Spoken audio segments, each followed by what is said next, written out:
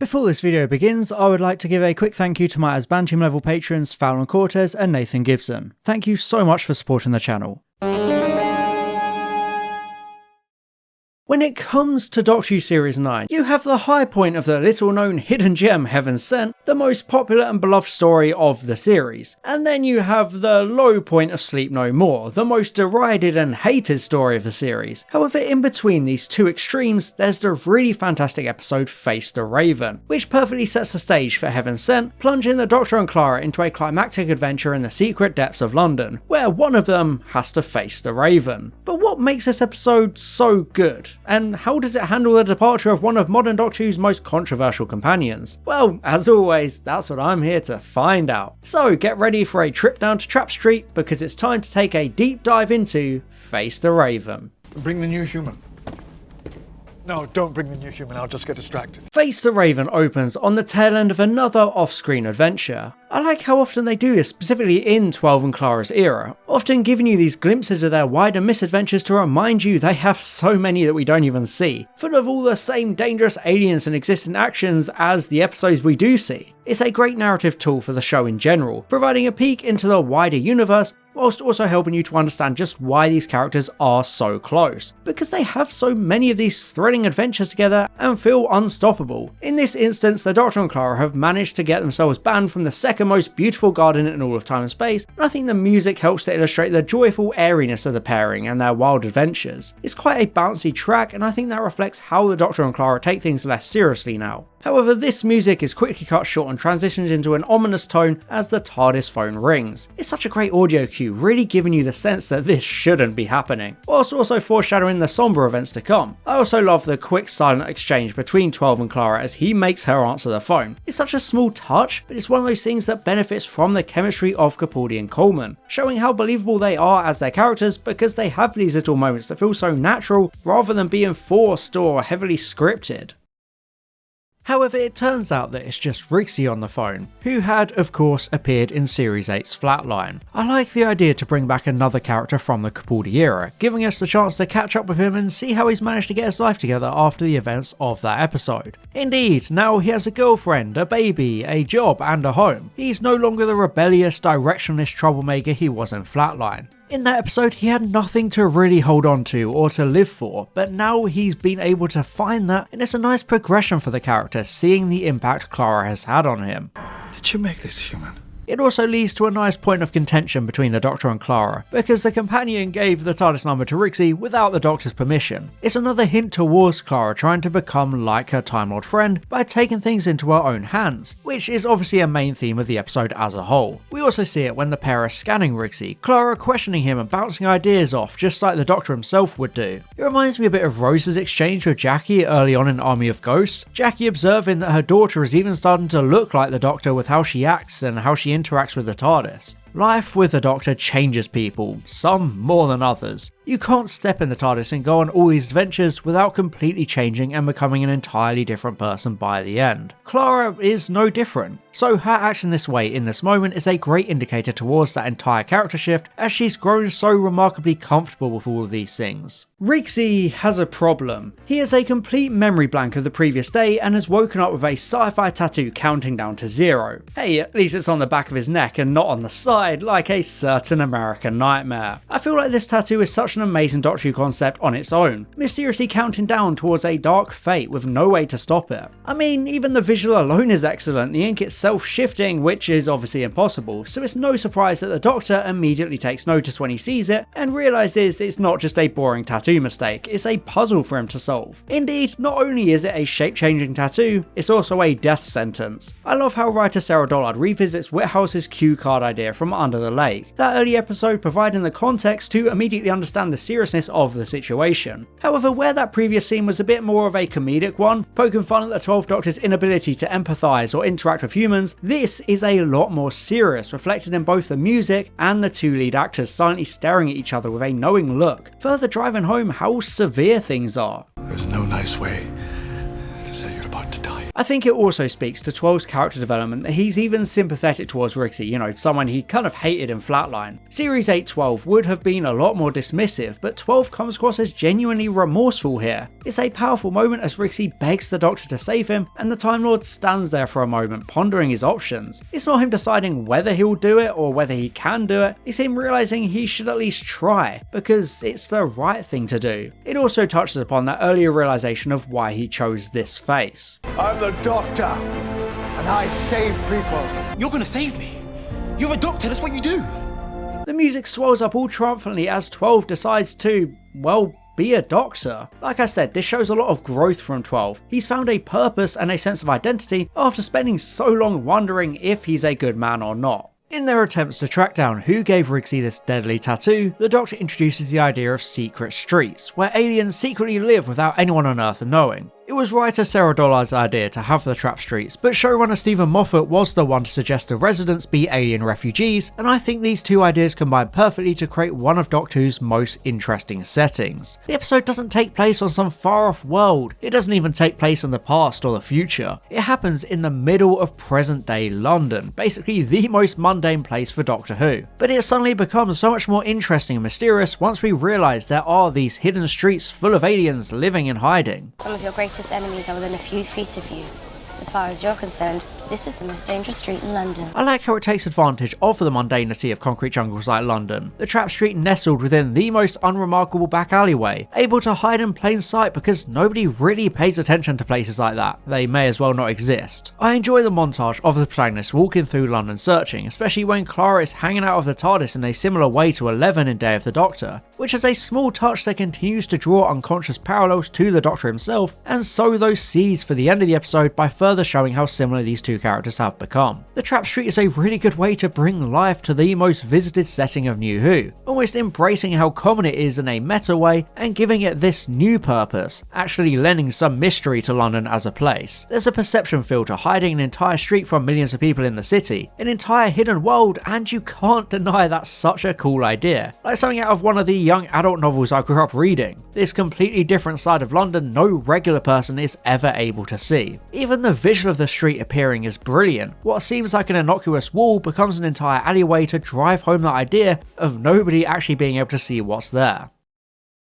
Trap Street itself is a beautiful set design for Doctor Who, this bustling street community full of old style buildings and this warm glow, which further adds to the surrealness of it being slap bang in the middle of present day London. It's almost like the street is out of time itself, helping to show how old it really is, having existed for at least 100 years. There's a really strong sense of otherness about it, it really is like another world. However, what I love most about Trap Street is its use of perception filters to make all the alien residents look human, emphasising how they're hiding and essentially taking these human forms which still match their general nature as Doctor Who villains. We get Jadoon dressed up as police, a Sontara manifesting as this big bald man, and a Cyberman undergoing medical repairs from an Ood who looks like a doctor. Seeing all these aliens and creatures flickering in and out of their disguises is a great use of Doctor Who's established universe, featuring all these cameos of existing aliens and monsters in a way that feels natural, whilst also boasting how many iconic and familiar faces the show has to pull from. It's interesting how these lurkworms in the street lamps show you what you expect to see. If you're human, or at least spend all your time around humans, you'll just see humans, which removes any bias or existing villainy. You don't see a Cyberman bidding an emotional farewell to his wife. You instead see someone who wanted to protect his wife at all costs, allowing us to relate and feel sympathy towards him. Something that couldn't really happen without the human visuals because, you know, you see a Cyberman and you know it's a Doctor Who villain. It strips away all the exterior prejudices and just focuses on, you know, everyone being a person at their core.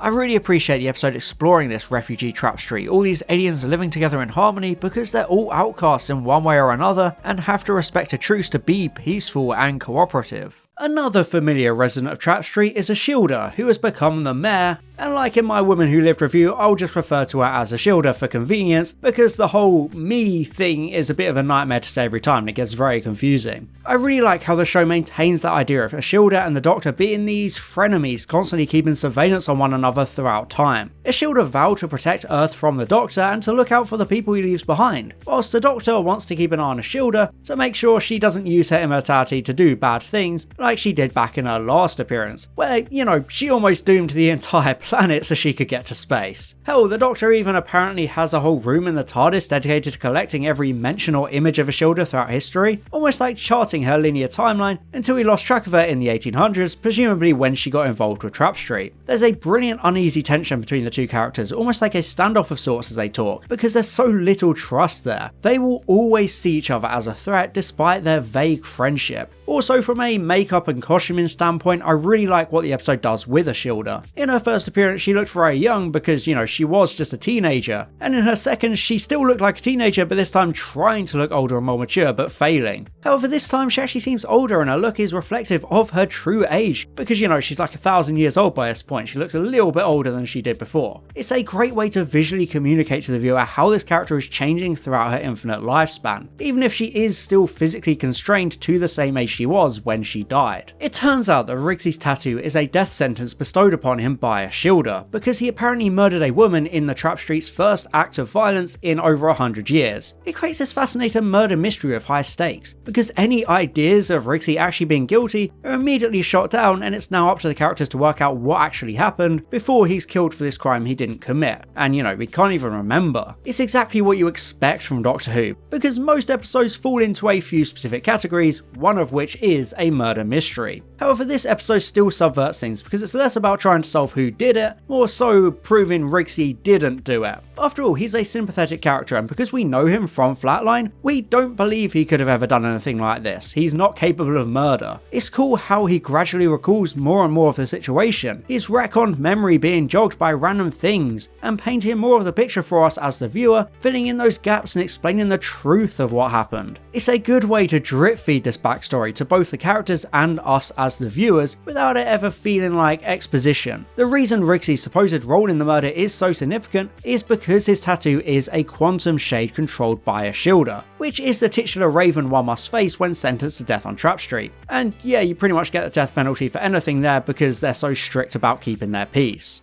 To break it, in any way, is to face the raven. Indeed, we see these consequences when a man is executed for stealing medical rations, a clear display of what will happen to Rixie himself if the protagonists don't solve things in time. It's an emotional moment as this man bids a heartbreaking farewell to his wife before trying to escape and dying at the Raven's hands, or talons, I guess. I appreciate when Doctor Who episodes showcase these things, giving you a specific example of how the characters are under threat, showing you exactly what's at stake. It's all well and good telling us about the quantum shade and giving us exposition on what it is and how it kills you, but we need to see it, which we do here. It's a terrifying thing to think about, having nowhere to run, nowhere to hide. The Raven will always claim its victim no matter what, there's genuinely no escape. It's like Ashilda says, everyone must face the Raven. It's inevitable, and the visual alone is terrifying. This sinister death-like cloud chasing the man through the street. It's kind of like Death Incarnate, never speeding up, never slowing down, never waiting. It takes exactly as long as it needs to take, and it always catches up to you in the end, reaching the man exactly when it needs to. Therefore, there's a terrifying sense of inevitability about the Raven, reflected by Cabal lamenting on people always running because he knows it's no use. You know, you may as well stay with your loved ones in those final moments.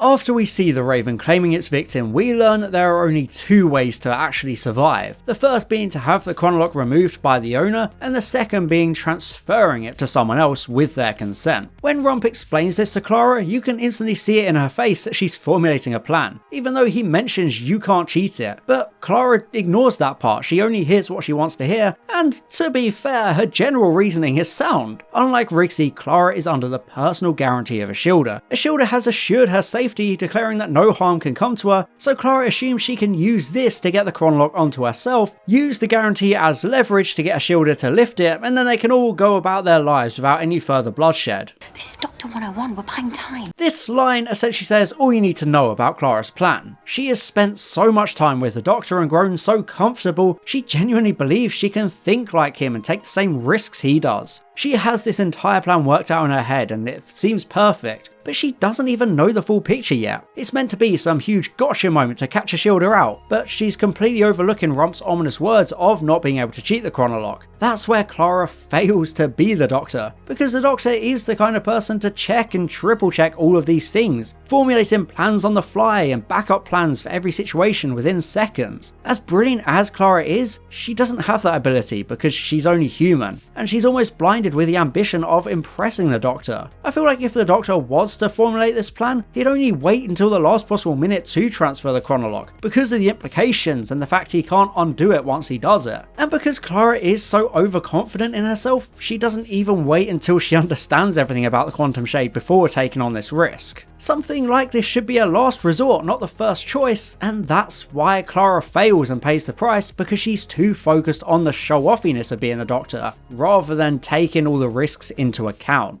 There's a bit of a penny drop moment as the Doctor is talking to potential witnesses and suspects, only to realise Rixie was begging for Ashilda to call him after the murder, which is a great bombshell reveal showing that there's a lot more going on than we originally thought. Ashilda has far more involvement than she initially let on, adding a great wrinkle to an already fascinating story. This isn't about Rixie. It's about me. Suddenly, everything is turned on its head because it becomes clear that this whole situation was bait to lure the Doctor here, since he can never resist a mystery. The episode was gripping before, but it takes on a whole new level here, and I like the Doctor's growing intensity when he starts to connect the dots and realise this whole thing was a setup. He works out that Anna, the murder victim, is actually alive after all, just in stasis to make her seem dead. 12 realises the only way to free Anna is to use the TARDIS key, with the implication being that Ashilda seeks to steal the time machine. After all, a big part of Woman Who Lived was the immortal woman begging him to take her with him in the TARDIS. It's another great character moment for 12 as he willingly uses the key, knowing what's at risk. These keys are so precious to him. The TARDIS itself is his definitive companion, his most prized possession, and essentially like a partner to him. He wouldn't throw away a TARDIS key over nothing, but he wants Anderson to have a mother. He refuses to deny this child her family. It's another reminder that 12 is very much the Doctor, the same as any other incarnation, with a deep sense of compassion and love, knowing what truly matters. The moment the Doctor uses his key to free Anna, Ashilda appears from hiding, all calm and confident in every part the villainous figure the Doctor has always feared her to be. However, the episode takes a further twist when Ashilda realises this isn't about the TARDIS after all. I'm still not sold on the acting of Ashilda as a character, but I do appreciate the moral greyness of her actions during the situation. She's not doing this to be evil, she's not trying to be a villain. However, she has a duty of care for the people of Trap Street. She needs to protect them from the Time Lords threatening them, so she's essentially backed into this corner of having to lure the Doctor here and hand him over because that's all she can really do to protect her people. Of course, that doesn't actually justify anything she's done or is doing, but it at least adds some more interesting layers to her morality and nature as a character. I think an interesting thing Face the Raven does is how it makes the Doctor so helpless, especially at the end. No resistance. You've already lost. He has been outsmarted, plain and simple, but it's what comes next that really shows how truly helpless he is. Clara, you didn't! I love how Capaldi sells the gravity of this situation. 12 having such a sense of defeated rage at his companion taking the chronologue because he knows how it really works, unlike her. Clara is the audience surrogate, every companion is. The companion usually works things out when the audience does. So Clara's realisation of her mistake is also our way of realising what she's just done and the weight of her actions. But you can't cheat it all together. The music takes such an amazing turn here as the Raven calls, introducing this bittersweet flute-like sound above the foreboding synths and strings. I feel like it really emphasises Ashilda's explanation of Clara having doomed herself, because only the Mayor could break the contract of the Shade, and Clara has changed those terms. She's completely cut Ashilda out of the deal, and now no one can save her, not even the Doctor. I personally feel as though the last 10 minutes of Face the Raven is one of the biggest highlights of the entirety of Doctor Who. It's borderline cinema of how well it's made, and I'm saying that unironically. There's so much incredible emotion packed into every aspect of the production. The acting from Capaldi and Coleman is phenomenal as Clara's inevitable death begins to set in, as this bittersweet realisation. I feel like the sequence in isolation explores the stages of grief, just like the trilogy of finale episodes as a whole. First of all, we have the desperate denial as the Doctor practically begs Ashilda to fix it, because she has to. He refuses to acknowledge that Clara is going to die, especially so soon. The music kicks in as his bargaining grows more intense, threatening to raise trap Street to the ground for what Shielder has done, before he escalates to anger, straight up shouting at the mayor and completely losing his cool. The doctor is no longer here, you are stuck with me! A lot of people might describe this anger as being uncharacteristic, but it's perfectly in character not only for 12, but the Doctor as a whole, especially in the modern era. This is a character who often feels vengeance and righteous fury, but tries so very hard to suppress that side of themselves. However, 12 feels a personal duty of care for Clara, so he'll do anything to protect her. You genuinely know he means these threats, they're not empty ones. He would actually be willing to go to these extremes for Clara, and it's only because she talks him down that he stops his tirade. Your reign of terror will end with the sight of the first crying child, and you know it. And this is where the depression stage kicks in. The Doctor's heartbreak during this crushing farewell as Clara's theme plays in the background, with one wrong note symbolising how things have broken. The perfect fairy tale is over and reality is kicking in again.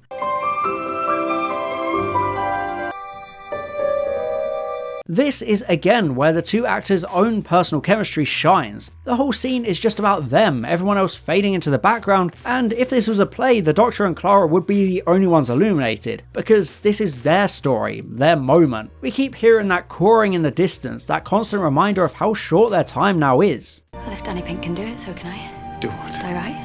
Die like I mean it, face the Raven. I really appreciate Clara's demeanour during this scene. Unlike the Doctor, she doesn't get angry, she doesn't beg, she doesn't bargain, she doesn't deny. She understands that this is her fate and that there's no one else to blame other than herself. She thought she was doing the right thing, you know, she had good intentions, but it was a miscalculation, and she knows she just has to accept that now. The whole series has been building up to a moment like this. Clara taking on more and more risks and becoming more complacent and arrogant, believing she was untouchable because she always came out unharmed. I've mentioned in past reviews that losing Danny means Clara has no tether to life on Earth anymore. She has no tether to reality, so she becomes lost in this adventurous nature and loses sight of her own fragility. It's great how the scene explicitly acknowledges that kind of stuff. Clara herself realizing she put herself in this position and constantly gambled with her life throughout the series because she became addicted to it. She was always going to push it too far eventually and pay the price. Maybe this is why I kept running.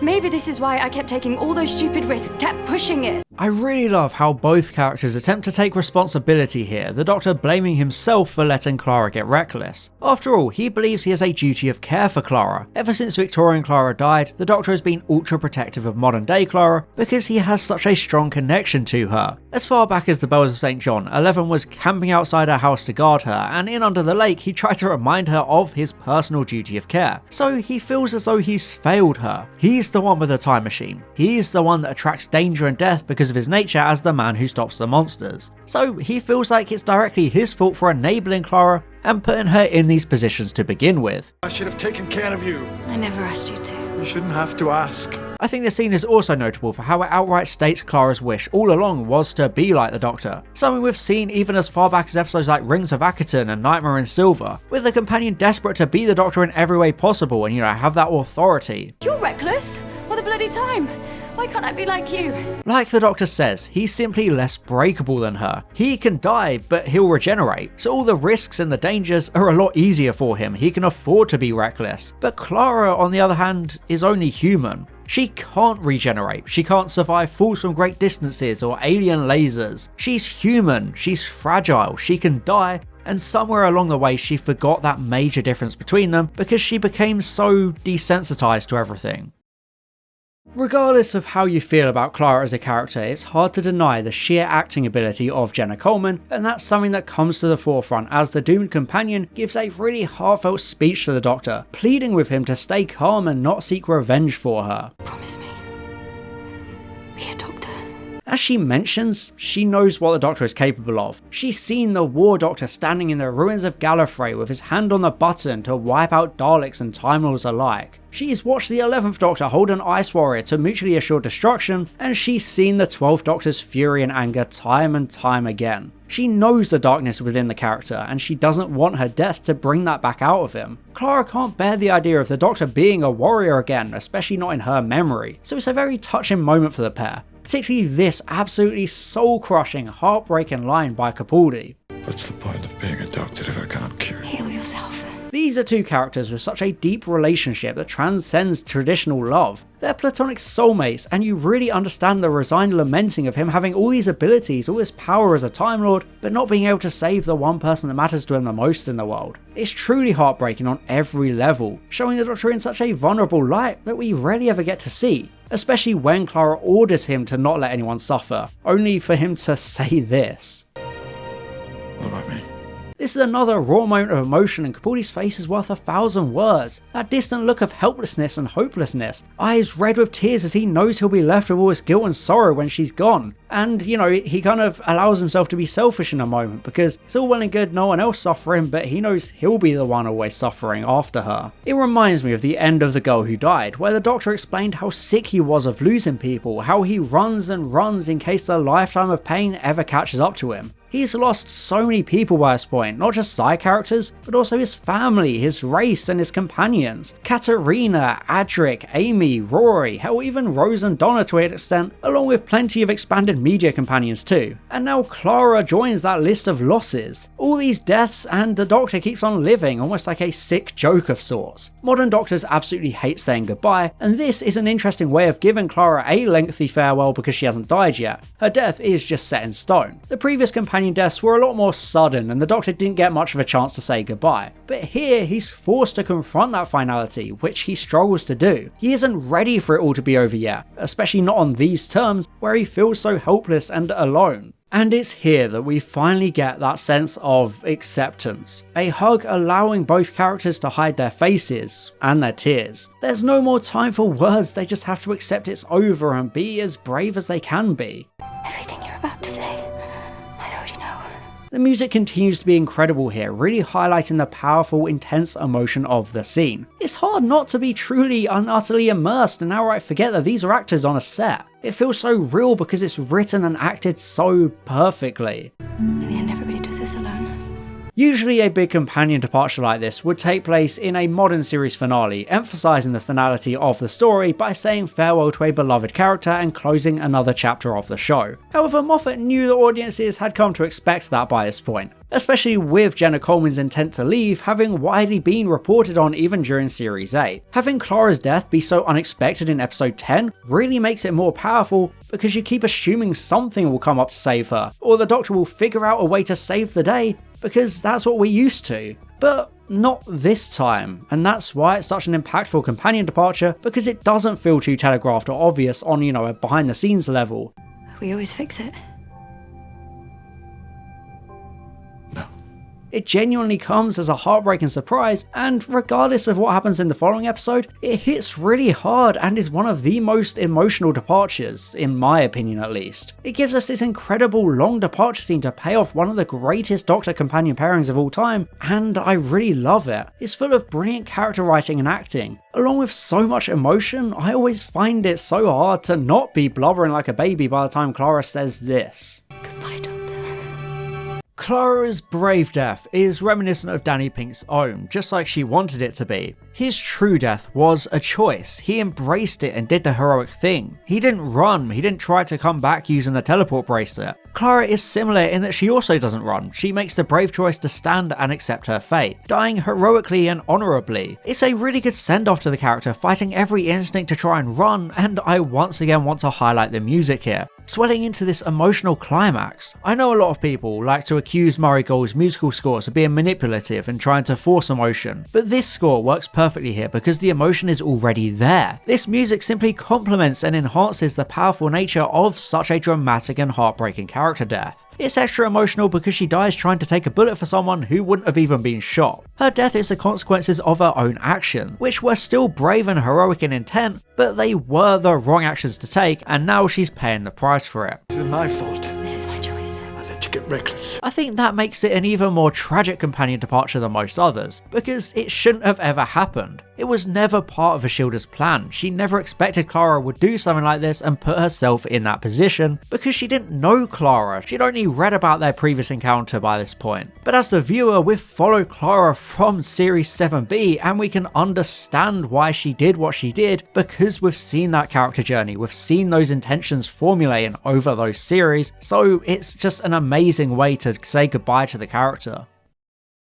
Also, to address a bit of a retroactive elephant in the room, I think a lot of people get the wrong idea when it comes to Clara's death. Hellbent temporarily resurrects her by taking her out of her time stream during this final scene, with Clara then going on to have adventures with Ashilda in their own TARDIS, but she still eventually goes back to this moment. She has to, otherwise time itself would break. Clara still dies here, the rest was just a bonus, but the ending is still the exact same. Her death is an absolute, and that's why the scene remains so powerful, even knowing the context of what happens next in Hellbent. And hell, it even kind of enhances it a little bit because it furthers the inevitability of her death and how there's no running from it. Clara's death remains so impactful because nothing actually changes about it. We see the Raven hit her, we see her silent scream and her falling to the ground dead. So no matter what happens on all her adventures with Ashilda, she still comes back to that point. I can't help but find the visual of Clara dead on the cobblestones one of the most striking and powerful shots in Doctor Who's entire history. For any other show, this would be a series finale moment, or at least a penultimate episode ending, with the credits rolling after the camera pulls away from her body, leaving you on that emotional note as this character who used to be so full of life now lays there so empty and still. Clara was always such an energetic and bubbly character, but now there's nothing. Even her outfit is monotone and colourless, contrasting from the bright colours she always liked to wear in a lot of episodes.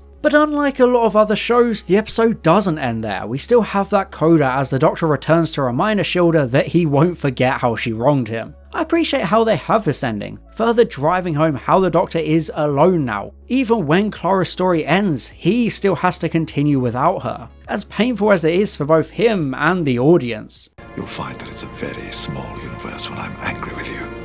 He'll do his best to honour Clara's memory and avoid seeking revenge, but that doesn't make his feelings any less valid. That doesn't stop him feeling enraged and angry at Ashilda setting up this entire situation to begin with. Also, I do appreciate the final touch of the post-credits scene, Riggsy doing his part to honour Clara with that beautiful mural of his dead friend. Not only is it a great callback to his artistic talent from Flatline, but it's also a nice way to pay homage to the companion in universe, showing the kind of impact she had on Riggsy. After all, she saved his life and inspired him to turn things around, so he clearly cares a lot about her. And also, I'm pretty sure in early drafts his daughter's middle name was even gonna be Clara, which again speaks a lot to how important Clara is to Riggsy as a person. I also want to call attention to a really nice deleted scene of Riggsy returning home after Clara's death, breaking down in his girlfriend's arms and just letting it all out. I understand this was probably cut for time and the fact it doesn't really fit anywhere on a pacing level, but it would have been a really good moment to include, showing how men are allowed to cry too. It doesn't make them weak or lesser. It would have been especially poignant since Face the Raven came out just 2 days after International Men's Day, a day calling attention to these kinds of issues like men's mental health. So it really is a shame it was cut, but again,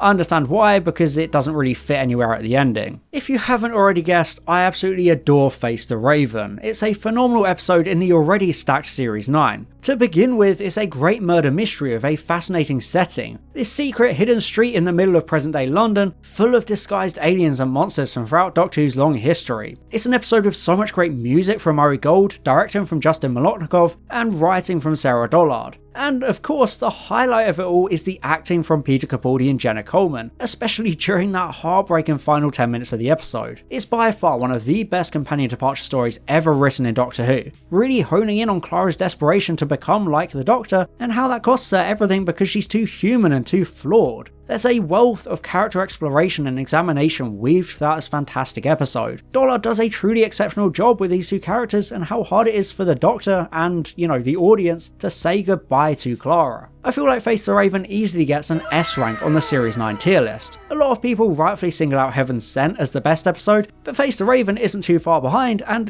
kind of sets the stage of Heaven's Sent being so good. All of its elements and themes blend and combine so remarkably it makes you feel every possible emotion. It explores things like grief and the inevitability of death so wonderfully, along with furthering the wider storyline by having Ashilda as this traitorous backstabbing figure setting the Doctor up. And Clara is written out in the perfect, most fitting way possible for her character journey. I can't say enough good things about Face the Raven. It's one of my favourite 12th Doctor stories of all time, and even if you disagree, I hope this video has shown you why I love it so much. Thank you all very much for watching. I hope you enjoyed, and I'll see you next time for Doctor Who's Hidden Gem. Bye bye.